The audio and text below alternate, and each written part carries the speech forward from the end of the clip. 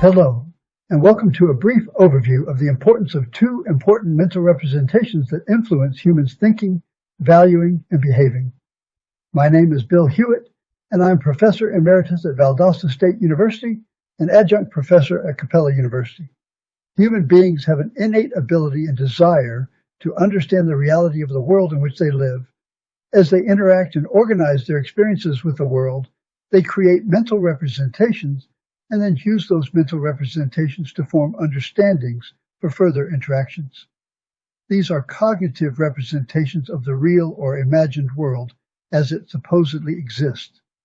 They are a map rather than an exact replica of the territory they represent. Because they are merely constructed representations, they are not necessarily accurate, nor do they include all of the critical features of reality. However, they are very useful in that they serve to highlight important features of experience and facilitate the use of one's intelligence to adapt to, modify, or select environments in which one is embedded.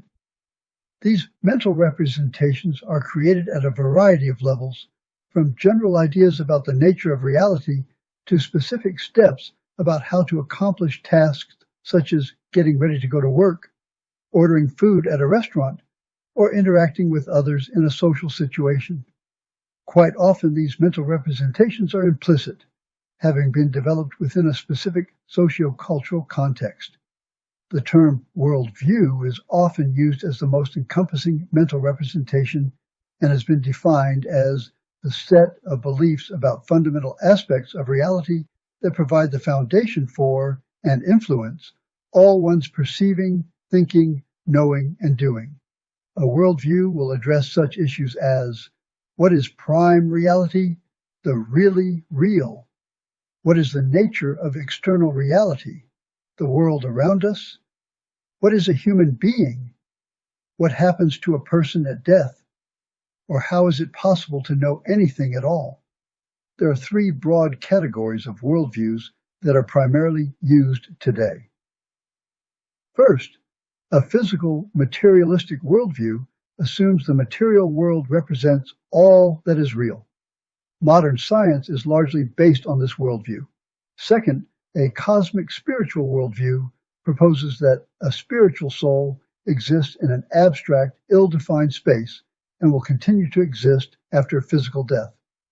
There are many varieties of this worldview, from shamanism to New Age philosophies. Finally, a God-centered worldview advocates that both the material and spiritual components of the universe or cosmos are under the control of a creator. Those who hold this worldview generally propose that a spiritual soul will continue to exist after physical death, but that existence in the afterlife is in a well-defined space often referred to as heaven or paradise. Most global religions favor this worldview.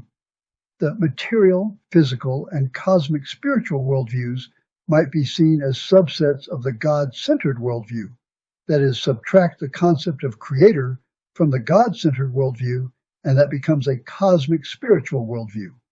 One can subtract both the creator and the eternally existing human spirit from the God-centered worldview, and that becomes the material or physical worldview.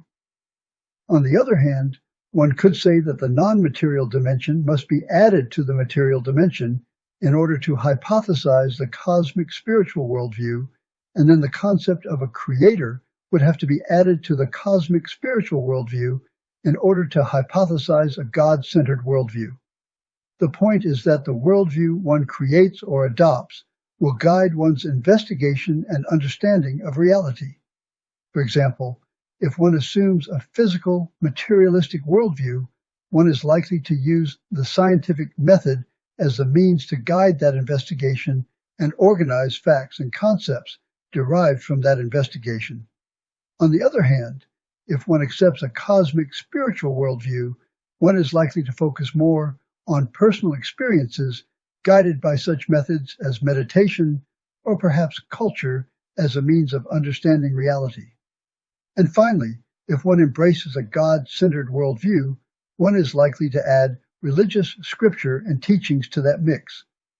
Scientists holding a cosmic, spiritual, or God-centered worldview might use the knowledge and understandings derived from their personal experiences, culture, or scripture as sources of hypotheses about material reality that can be investigated using the scientific method.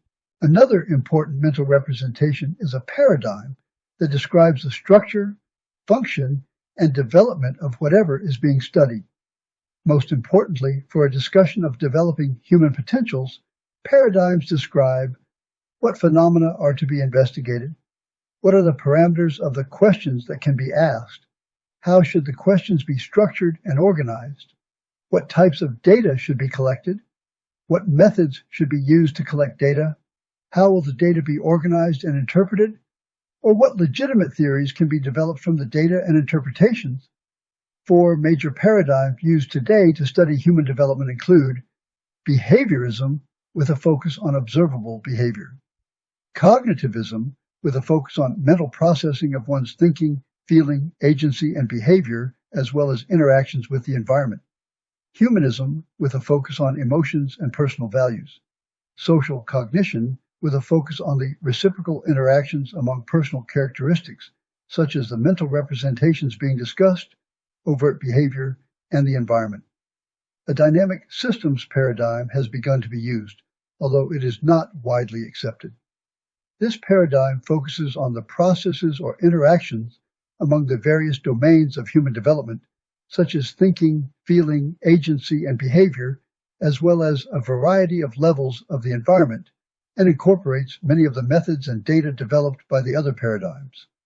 As stated previously, each of these paradigms would influence how one collects, analyzes, and interprets data. This is an important issue when discussing concepts and principles derived from cultural or social traditions or religious scriptures and teachings.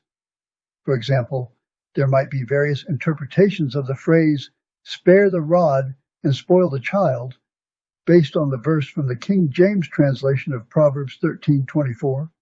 He that spareth his rod hateth his son, but he that loveth him chasteneth him betimes. A parent using a behavioristic paradigm might be led to an interpretation that the verse advises that they should punish a child to decrease unwanted behavior.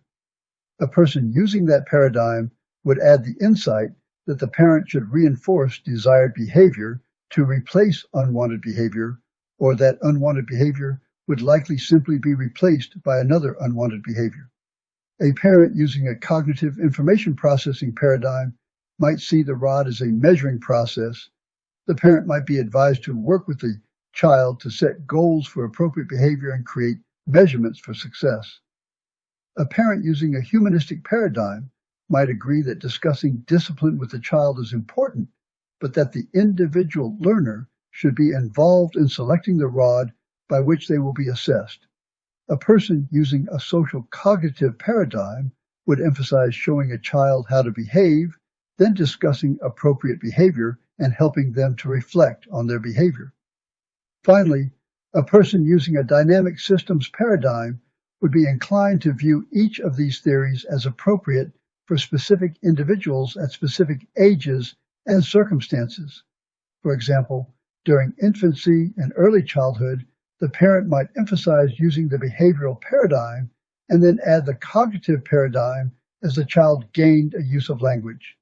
The parent might next add the humanistic paradigm as the child matured and began to understand the importance of rules and procedures to personally guide behavior. That is, the parent would assist the child to behave appropriately while simultaneously assisting to guide the development of their cognitive, emotional, agentic, and moral capacities. As the youth matures into adolescence, the parent would help the individual make decisions and guide their own behavior. As you investigate the materials on developing human potentials, it is important to consider the worldview and paradigm of the author. These are not likely to be explicitly stated and may be difficult to discern, but they will have a considerable impact on the reported findings and their interpretations.